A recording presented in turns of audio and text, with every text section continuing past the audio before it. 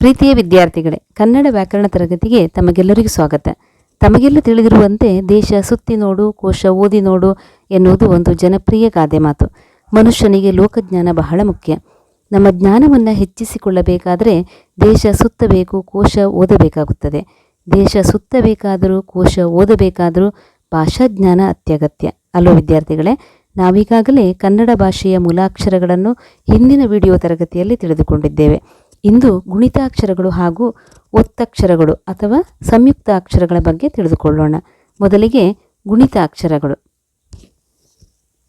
ವ್ಯಂಜನಕ್ಕೆ ಸ್ವರ ಸೇರಿಸಿದಾಗ ಆಗುವ ಅಕ್ಷರವನ್ನೇ ಗುಣಿತಾಕ್ಷರ ಎನ್ನುತ್ತೇವೆ. ವ್ಯಂಜನಗಳಿಗೆ ಸ್ವರಗಳನ್ನು ಸೇರಿಸಿದಾಗ ಮಾತ್ರ ಅರ್ಥಪೂರ್ಣವಾದ ಪದ ರಚನೆಯಾಗುತ್ತದೆ. ಒಂದು ವ್ಯಂಜನಕ್ಕೆ ಅದಿಂದ ಔವರೆಗಿನ 13 ಸ್ವರಗಳು ಮತ್ತು ಯೋಗವಾಹಗಳನ್ನು ಸೇರಿಸಿ ಗುಣಿತಾಕ್ಷರಗಳನ್ನು ರಚಿಸಬಹುದು.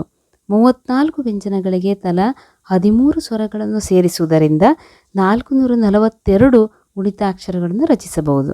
ಯೋಗವಾಹಗಳನ್ನು ಸೇರಿಸಿ ಗುಣಿತಾಕ್ಷರಗಳನ್ನು ರಚಿಸಬಹುದಾಗಿದೆ. ನೋಡಿ, ಈಗಾಗಲೇ ನಾವು ತಿಳ್ಕೊಂಡಿರುವಂಥ ವರ್ಣಮಾಲೆ, ವರ್ಣಮಾಲೆಯಲ್ಲಿರುವಂಥ ಸ್ವರಗಳು, ವರ್ಗೀಯ ವ್ಯಂಜನಗಳು, ಅವರ್ಗೀಯ ವ್ಯಂಜನಗಳು ಎಲ್ಲವನ್ನೊಮ್ಮೆ ಗಮನಿಸಿ. ಈ ವರ್ಗೀಯ ವ್ಯಂಜನಗಳಿಗೆ ಸ್ವರಗಳನ್ನು ಸೇರಿಸಿ ಹೇಗೆ ಗುಣಿತಾಕ್ಷರಗಳನ್ನು ಮಾಡಬಹುದು, ರಚನೆ ಮಾಡಬಹುದು ಅನ್ನೋದನ್ನು ನೋಡೋಣ. ಇಲ್ಲಿ ಸ್ವರಗಳಿದೆ. ಸ್ವರಗಳಿಗೆ ಕ ವ್ಯಂಜನಕ್ಕೆ ಸ್ವರ ಸೇರಿದಾಗ ಹೇಗೆ ಗುಣಿತಾಕ್ಷರ ರಚನೆಯಾಗ್ತದೆ ಅನ್ನೋದನ್ನು ನೋಡೋಣ. ಕ ಎನ್ನುವಂಥ ವ್ಯಂಜನ, ಈ ಕ ಎನ್ನುವಂಥ ವ್ಯಂಜನಕ್ಕೆ ಅ ಎನ್ನುವಂಥ ಸ್ವರ ಸೇರಿದಾಗ ಕ ಕುಡಿಸು ಅ ಕ ಕುಡಿಸು ಆ ಕ. ನೋಡಿ, ಅಲ್ಲೇ ಕೆಳಗೆ ಇರುವಂತಹ ಆ ಸಂಕೇತಗಳನ್ನು ಕೂಡ ಗಮನಿಸಿಕೊಳ್ಬೇಕು. ಎಲ್ಲ ವ್ಯಂಜನಕ್ಕೆ ಕ ಎನ್ನುವಂಥ ವ್ಯಂಜನಕ್ಕೆ ಆ ಸಂಕೇತ ಹೇಗೆ ಸೇರ್ಪಡೆಗೊಳ್ಳುತ್ತಾ ಹೋಗ್ತದೆ ಮತ್ತು ಆ ಸ್ವರಗಳು ಹೇಗೆ ಅದರ ವ್ಯಂಜನದ ಕೊನೆಗೆ ಉಚ್ಚಾರಗೊಳ್ತದೆ ಅನ್ನೋದನ್ನು ಗಮನಿಸಬೇಕು.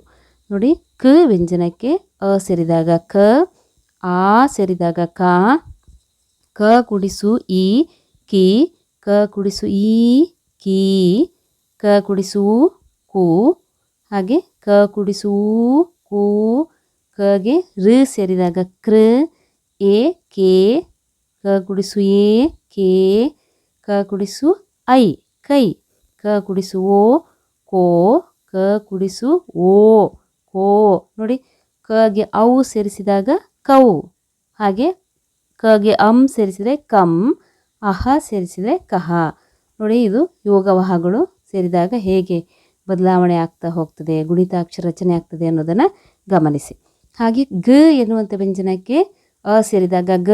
ನೋಡಿ, ಅ ಆ ಈ ಹೇಳಿದ ಹಾಗೆ ಗ, ಗಾ, ಗಿ ಗಿ, ಗು ಗು, ಗೃ, ಗೆ ಗೆ. ನೋಡಿ, ಎ ಹೇಳ್ತೇವಲ್ಲ ಹಾಗೆ ಐ ಹೇಳ್ತೇವೆ. ಇಲ್ಲಿ ಗೈ, ಗೋ ಗೋ, ಗೌ. ನೋಡಿ, ಔ ಸೇರಿದಾಗ ಗೌ, ಗಂ ಗಹ. ನೋಡಿ, ಇದೇ ರೀತಿ ಇಲ್ಲಿ ಒಂದು ಕ ವ್ಯಂಜನಕ್ಕೆ ಹೇಗೆ ಎಲ್ಲ ಸ್ವರಗಳು ಸೇರಿ ಗುಣಿತಾಕ್ಷರ ಆಗ್ತದೆ ಅನ್ನೋದನ್ನು ನೋಡ್ಕೊಳ್ಳಿ.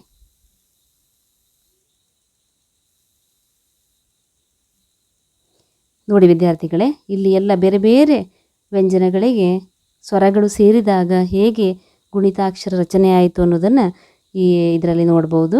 ಕ ಮಹಾಪ್ರಾಣ ಖ, ನೋಡಿ ಗ, ನೋಡಿ ಘ, ಚ ಇರ್ಬೋದು. ಇವೆಲ್ಲ ಎಲ್ಲ ಸ್ವರಗಳು ಸೇರಿದಾಗ ಗುಣಿತಾಕ್ಷರಗಳ ರಚನೆ ಆಗುವ ವಿಧಾನವನ್ನು ಇಲ್ಲಿ ನೋಡ್ಬೋದು.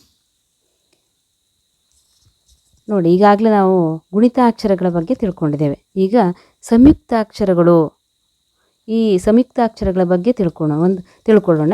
ಈ ಭಾಷೆ ನಾವು ಕಲಿಬೇಕಾದರೆ ಗುಣಿತಾಕ್ಷರಗಳ ಜೊತೆಗೆ ಸಂಯುಕ್ತಾಕ್ಷರಗಳ ಅರಿವು ಕೂಡ ಮುಖ್ಯ. 2 ಅಥವಾ 2ಕ್ಕಿಂತ ಹೆಚ್ಚು ವ್ಯಂಜನಗಳಿಗೆ ಅಂತ್ಯದಲ್ಲಿ ಒಂದು ಸ್ವರ ಸೇರಿ ಆಗುವ ಅಕ್ಷರವನ್ನು ಸಂಯುಕ್ತಾಕ್ಷರ ಅಥವಾ ಒತ್ತಕ್ಷರ ಎನ್ನುತ್ತೇವೆ. ಈ ಸಂಯುಕ್ತಾಕ್ಷರಗಳಲ್ಲಿ 2 ವಿಧಗಳಿವೆ, ಸರಿಯಾಗಿ ತಿಳ್ಕೊಳ್ಬೇಕು. ಈಗಾಗಲೇ ನಾವು ಗುಣಿತಾಕ್ಷರಗಳ ಬಗ್ಗೆ ತಿಳ್ಕೊಂಡಿದ್ದೇವೆ. ಆ ಗುಣಿತಾಕ್ಷರದಲ್ಲಿ ಒಂದು ವ್ಯಂಜನ ಮತ್ತು ಒಂದು ಸ್ವರ, ವ್ಯಂಜನಕ್ಕೆ ಸ್ವರ ಸೇರಿ ಗುಣಿತಾಕ್ಷರ ಆಗಿದೆ. ಆದರೆ ಸಂಯುಕ್ತಾಕ್ಷರ ಅಥವಾ ಒತ್ತಕ್ಷರ ಅಂತ ಹೇಳಿದರೆ 2 ಅಥವಾ 2ಕ್ಕಿಂತ ಹೆಚ್ಚಿನ ವ್ಯಂಜನಗಳಿಗೆ ಅಂತ್ಯದಲ್ಲಿ ಒಂದು ಸ್ವರ ಸೇರಿ ಆಗುವಂಥ ಅಕ್ಷರ. ಇದನ್ನು ಸರಿಯಾಗಿ ಅರ್ಥ ಮಾಡ್ಕೊಳ್ಬೇಕು. ಈ ಸಂಯುಕ್ತಾಕ್ಷರಗಳಲ್ಲಿ ಎರಡು ವಿಧ, ಒಂದು ಸಜಾತಿಯ ಸಂಯುಕ್ತಾಕ್ಷರ, ಇನ್ನೊಂದು ವಿಜಾತಿಯ ಸಂಯುಕ್ತಾಕ್ಷರ. ಇದು ನೋಡಿ ಒತ್ತಕ್ಷರ ಅಂತ ಹೇಳ್ಬೋದು. ಸಜಾತಿಯ ಒತ್ತಕ್ಷರ, ವಿಜಾತಿಯ ಒತ್ತಕ್ಷರ ಅಂತ ಕರಿಬೋದು. ಈ ಉದಾಹರಣೆಯನ್ನು ಗಮನಿಸಿ. ಸಜಾತಿಯ ಸಂಯುಕ್ತಾಕ್ಷರಗಳು ಹೇಗಿದೆ ನೋಡಿ. ಉದಾಹರಣೆ ಕೊಟ್ಟಿದ್ದಾನೆ ಇಲ್ಲಿ. ಅಕ್ಕ ನೋಡಿ, ಅ ಕುಡಿಸು ಕ ಕುಡಿಸು ಕ ಕುಡಿಸು ಅ. ಕ ಎನ್ನುವಂಥ ವ್ಯಂಜನ 2 ಬಾರಿ ಬಂದಿದೆ ಅಲ್ವಾ. ಈ ಒತ್ತಕ್ಷರದಲ್ಲಿ 2 ಬಾರಿ ಬಂದಿದೆ, ಅದನ್ನೇ ಸಜಾತಿಯ ಸಂಯುಕ್ತಾಕ್ಷರ ಅಂತ ಕರಿತೇವೆ. ಹಾಗೆ ಅಮ್ಮ ನೋಡಿ, ಮ ಕುಡಿಸು ಮ, ಅಮ್ಮ ಅನ್ನುವಾಗ ಮ ಒತ್ತಕ್ಷರವಾಗಿ ಬಂದಿದೆ, 2 ವ್ಯಂಜನಗಳು ಸೇರಿವೆ. ಹಾಗೆ ಅಪ್ಪ ಅನ್ನುವಾಗ ಕೂಡ ಪ ಕುಡಿಸು ಪ ಕುಡಿಸು ಅ ಅಲ್ವಾ, ಇಲ್ಲಿ ಕೂಡ 2 ವ್ಯಂಜನಗಳು ಬಂದಿವೆ. ಹಾಗೆಯೇ ವಿಜಾತಿಯ ಸಂಯುಕ್ತಾಕ್ಷರಕ್ಕೆ ಉದಾಹರಣೆಯನ್ನು ನೋಡುವಾಗ ಅಗ್ನಿ ನೋಡಿ, ಗ ಕುಡಿಸು ನ ಕುಡಿಸು ಇ ಅಲ್ವಾ. ಗಕ್ಕೆ ನ, ಗ ಮತ್ತು ನ ಎನ್ನುವಂಥ ಬೇರೆ ಬೇರೆ ವ್ಯಂಜನಗಳು ಸೇರಿದೆ. ಹಾಗೆ ವಸ್ತ್ರ ಅನ್ನುವಾಗ ನೋಡಿ, ಇಲ್ಲಿ ಸಗೆ ಸ ಕುಡಿಸು ತ ಕುಡಿಸು ರ ಅಲ್ವಾ. ಸ ತ ರ 3 ವ್ಯಂಜನಗಳು ಬೇರೆ ಬೇರೆ ವ್ಯಂಜನಗಳು ಸೇರಿರೋದ್ರಿಂದ ಇದನ್ನು ವಿಜಾತಿಯ ಸಂಯುಕ್ತಾಕ್ಷರ ಅಂತ ಕರಿತೇವೆ. ಹಾಗೆ ಕೊನೆಯದಾಗಿ ಪತ್ರ ನೋಡಿ, ತ ಕುಡಿಸು ರ ಸೇರಿದೆ ಅಲ್ವಾ. ಈ ರೀತಿ ಬೇರೆ ಬೇರೆ ವ್ಯಂಜನಗಳು ಸೇರಿದರೆ ವಿಜಾತಿಯ ಸಂಯುಕ್ತಾಕ್ಷರಗಳು.